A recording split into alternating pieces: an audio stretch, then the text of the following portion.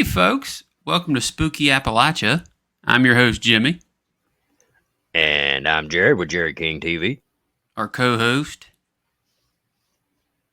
So from time to time, we have someone come on and tell a story of their experience that they've had instead of me just reading it. You sometimes get a lot more detail, or Oh, yeah. you learn different things than if you're reading off the story they send you. Well, today we're having Jared tell us one of his personal stories for the channel. Yeah, And and it's a doozy. it definitely is. Definitely is. And now this one takes place back when I was fairly young.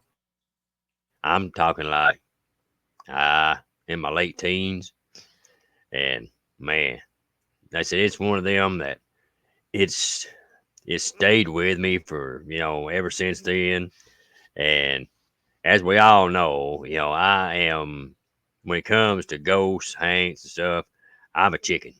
You know, and but like I said, it's one of them that you always hear people tell these stories and say, it's stayed with me, and it's it seems like it was yesterday, stuff like that. Well, this was my event like that,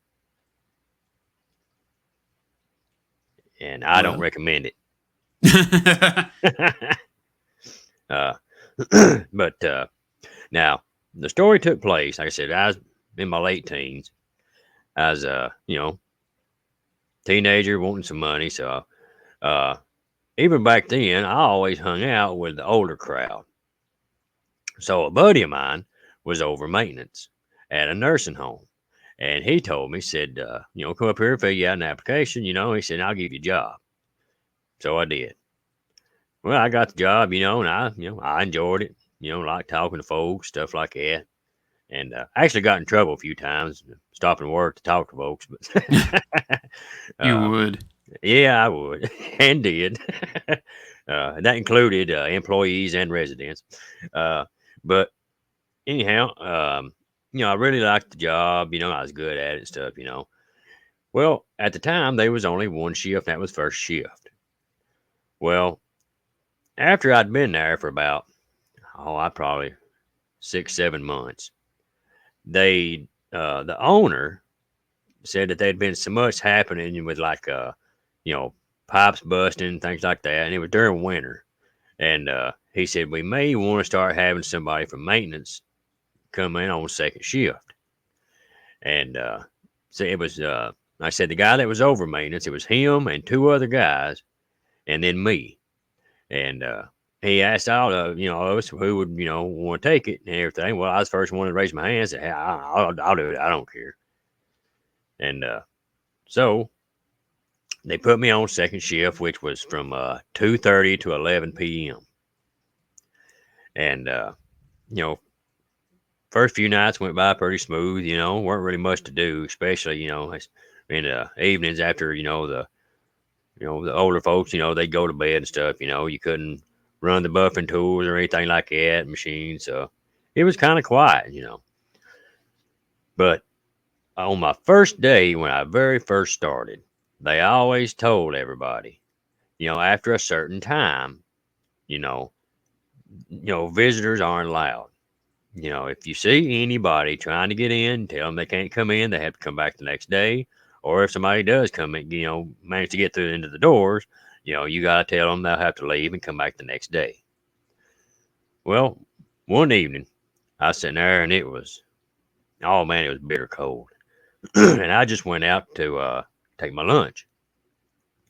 And I come back in and, because I was redoing one of the rooms down on one of the end of the hallway, and had to work through my lunch, so I didn't get to take lunch till like, oh man, it was probably 10 or a little after 10 p.m. So really, it's late dinner. Yeah, yeah. And so I come back in, and I'm walking down through there, and I look down the hall, and I see this man, and he's walking down the hall. I see the backside of him, and he's just walking down the hall, and real tall guy, and uh, I'm look down there, spot. I'm like, hang on now. I looked over at the nurse, charge nurse. And I tell her, I said, hey, said, there's somebody down there. She looked but didn't say anything. So I just assumed she spotted him. She said, you'll have to go tell them, they'll have to leave and come back tomorrow. I said, all right. So here I went. And I went down the hallway there. Excuse me, sir. Sir. Hey, sir. Excuse me, sir. We're trying not to get too loud because I didn't want to wake, anybody up. And, well, when I get down to there, I walk up to him. And I had to reach up and tap him on the shoulder. I said, sir.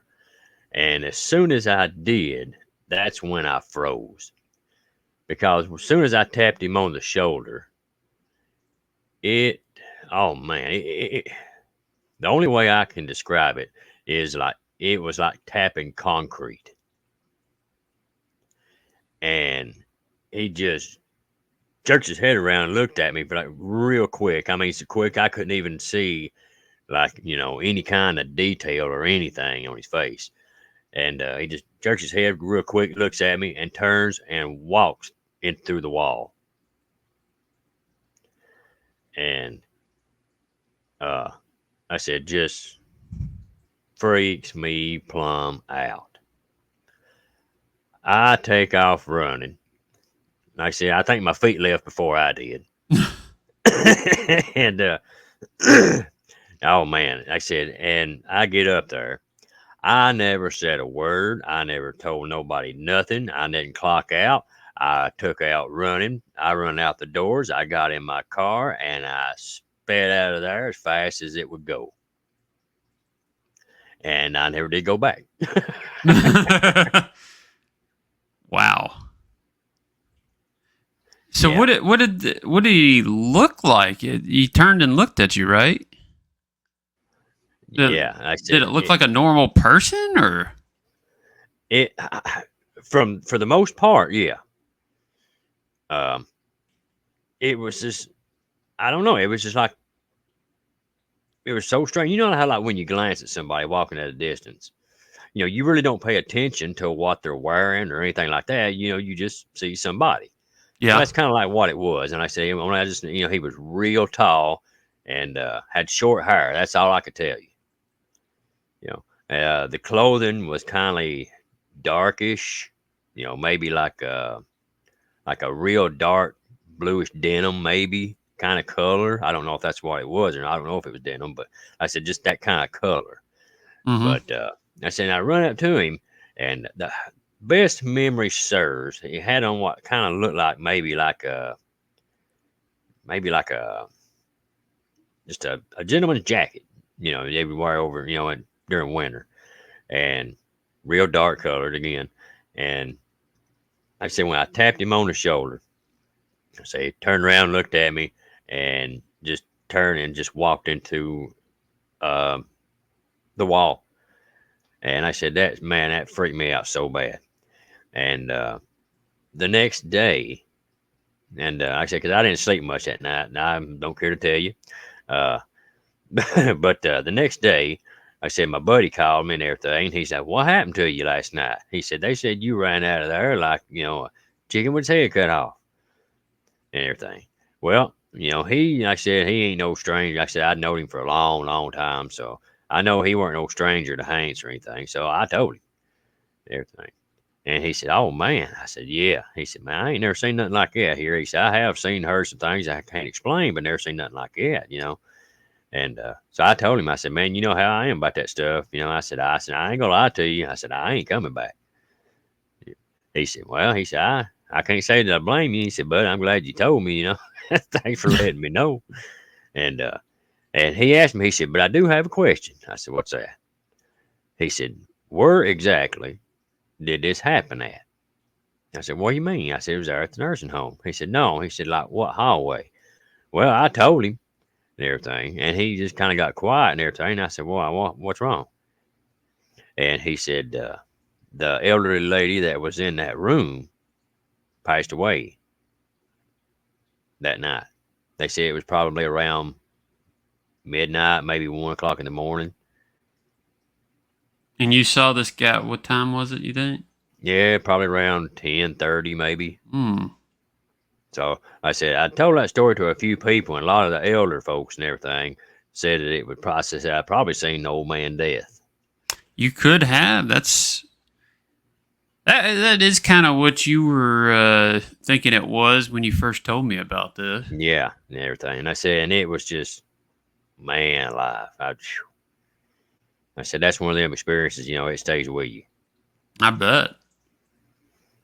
And Whew. yeah. And like I said, that's the best way, and it was also one of them things, I kept playing over in my head, over and over and over, like, and, did it happen exactly like I thought it did? Was I imagining it? And, but the one thing too that stuck out most about every bit of it was when, like I said, when I had to reach up and tap him on the shoulder. And like I said, and it was like tapping concrete. So death works out. Yeah. Yeah, apparently. Or he's just stone cold, But like I said, man, that's definitely one of them experiences you don't never forget. I wouldn't if it was me. Man. And yeah. And before then, I hadn't really heard anybody mention any kind of hearing or seeing too much from the area, that place. Mm-hmm. But not long after that, when I got telling around about it, there was some ladies that had worked there and stuff and everything, and some buddies of mine, their wives had worked there and everything, started telling me more stories that, experiences that they had there. And it was, like I said, some of it was pretty wild. Like one lady said that there was an elderly fella said that, he had, sadly, passed away. And said everybody there loved him. And said he was in a wheelchair. And said he wore a little golf hat. And said that after he passed away, they called his family, said his family came in, they got all his stuff and everything else. And she said, for the next probably, she said probably the next few days, she said, it happened up till the day they had his funeral. Said of a morning, whenever they would come in and start to do the rounds, she said a wheelchair would be in there with his little hat, and they know it was his, said because it had a cigarette burn in one of the top sides of it. I can't remember what side, but it had a cigarette burn in it. And said that they said that a wheelchair would be there and that little hat. And what was strange about it is they said that his family had came and got that hat. Ooh. Yeah. Huh.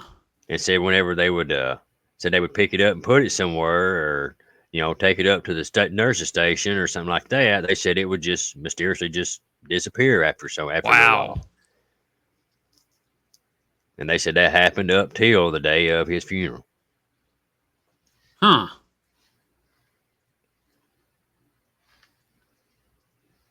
That's crazy. Yeah. Ooh.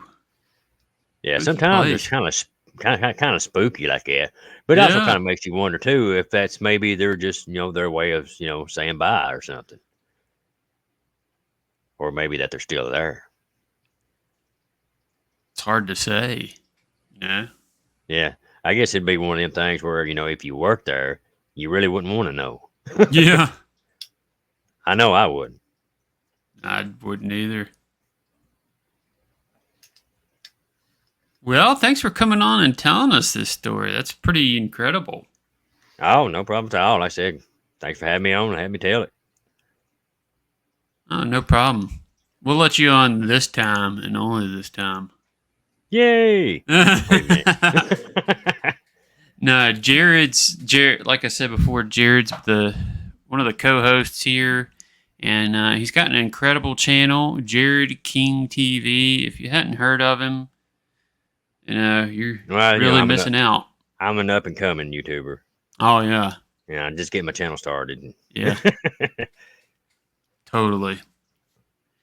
Anyway, go check him out on Jared King TV. Also, Be sure big and thanks. subscribe. Oh yeah, be sure to subscribe, like, and all that stuff. Share it out, and big thank you to our supporters. I believe Jared's in there. Yep, I see it right I there. sure am. Yeah. Big thanks to all y'all that support us. Believe it or not, it's not free to keep this thing going, and your support goes a long way. Absolutely. Absolutely. There ain't nothing cheap nowadays, No. especially on YouTube, being a creator. Yeah. Yeah. Definitely.